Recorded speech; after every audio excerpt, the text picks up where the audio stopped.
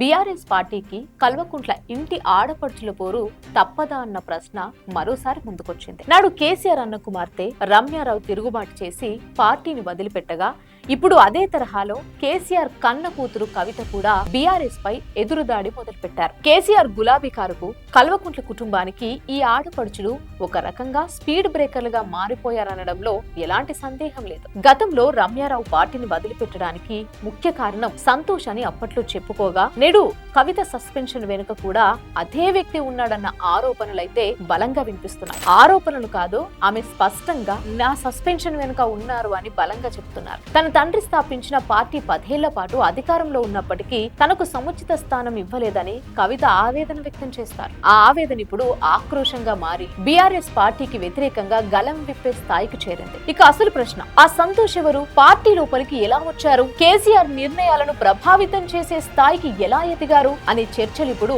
తెలంగాణ రాజకీయాల్లో hot topic గా మారాయి.